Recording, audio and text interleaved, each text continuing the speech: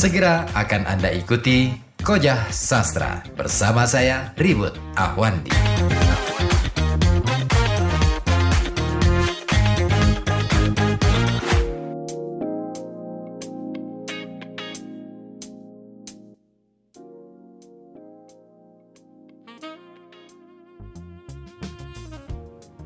Ya, sudah menit ke-12 tinggalkan pukul 20 kali ini dan saya Ribut Ahwandi masih bersama Anda dalam perjalanan Kojah Sastra tentunya. Dan kita masih mencoba mengulas satu topik malam hari ini berkenaan dengan makna perjuangan dalam novel Indonesia. Dan topik ini saya ambil sebagai edisi awal untuk edisi khusus spesial bulan Agustus, bulan kemerdekaan ya. Ya, kita tadi sudah mencoba menyinggung mengenai bagaimana kemudian makna perjuangan dalam novel Burung-Burung Manyar karya W.I.P. Mangunwijaya. Ada dua tokoh yang bertentangan, saling bertentangan dalam prinsip hidupnya, yaitu Teto dan Atik. Teto ini memilih sebagai seorang tentara kenil, yang tentu saja makna perjuangan dalam pikiran Teto itu lebih membela bagaimana kepentingan pihak Belanda. Dan bagaimana dengan makna perjuangan dari perspektifnya Ati atau tokoh Larasati dalam novel Burung-Burung Manyar karya Y.P. Mangunwijaya. Nah, kita akan coba ulas itu ya. Nah, memang berbeda ya.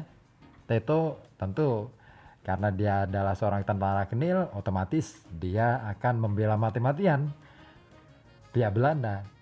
Karena bagaimanapun juga dia hidup di situ, gitu loh. Nah, dan Larasati ini lebih memilih Indonesia. Atik yang Indonesia ini turut berjuang dalam proporsinya sebagai perempuan berpendidikan untuk menjadi staf di kesekretariatan negara di mana Perdana Menteri Syahrir di masa Perdana Menteri Syahrir pada waktu itu.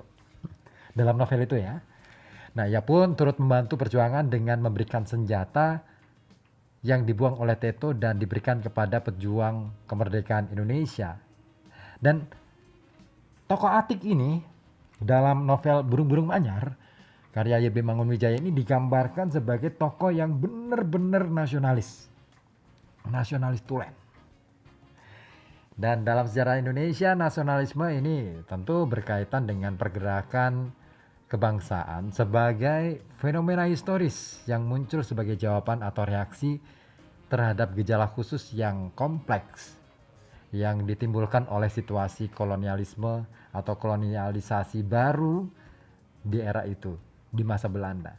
Nah, nasionalisme di Indonesia telah diawali dengan tumbuhnya upaya-upaya pencarian jati diri oleh masyarakat serta personannya dalam perlawanan terhadap kolonialisasi Belanda dan sekutunya. Melalui novel Burung-Burung Manyar, Y.P. Mangunwijaya ini berusaha mengajak pembaca untuk memahami bahwa dalam kehidupan ini manusia tidak terlepas dari permasalahan dan pergolakan batin serta pikiran-pikiran. Nah, Mangunwijaya tidak sekadar menyampaikan sesuatu cerita demi narasi, tetapi ada sesuatu yang dikemas dengan apik dalam novel ini lewat diksi yang membumi yang teratur.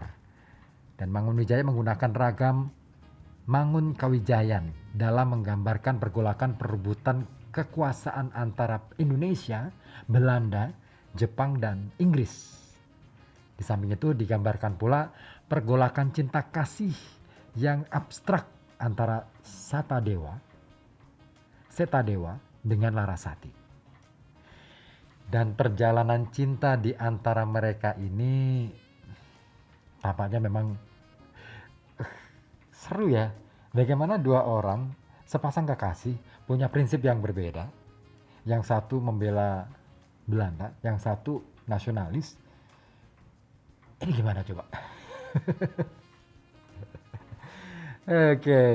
Nah, pergolakan cinta dalam novel ini digambarkan seiring dengan pergolakan kekuasaan di Indonesia pada waktu itu. Dan judul novel ini diambil dari judul disertasi Larasati dalam promosi doktornya di Universitas Gadjah Mada mengenai burung manyar. Nah, manyar jantan memang kecewa karena sarangnya tidak menarik perhatian manyar betina dan ia mengobrak-abrik sarang buatannya. Namun ia juga bangkit dari kegagalan untuk membuat sarang baru. Suatu hal yang menarik ini dapat menjadi pesan bagi manusia yang pernah merasa gagal untuk tidak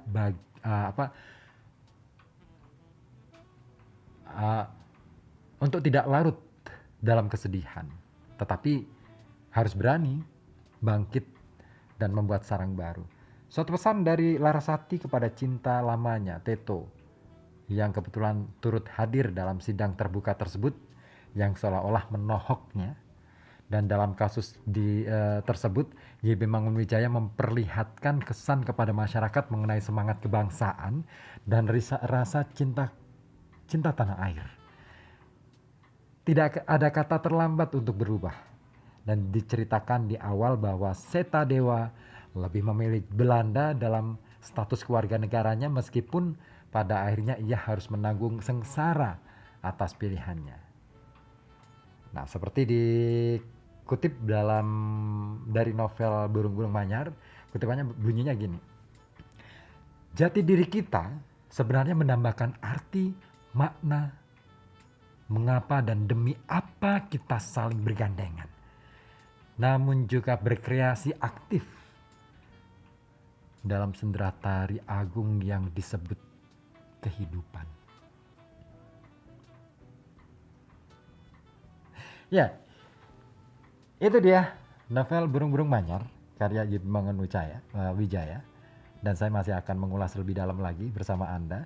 Anda bisa berbagi di 424474 ataupun di 0855420912 untuk berbagi pengalaman baca Anda terhadap novel Indonesia yang mungkin kita bisa ulas dari aspek atau dari sisi makna perjuangannya. Silakan Anda bisa berbagi baik lewat telepon maupun lewat WA atau juga di kolom komentar yang ada di live streamingnya RKB Official ya, di fanpage-nya RKB Official. Saya masih akan bersama Anda tentunya. Tetap stay tune di sini di Koja Sastra. Kali ini saya ingin hadirkan kepada Anda ada pusakata.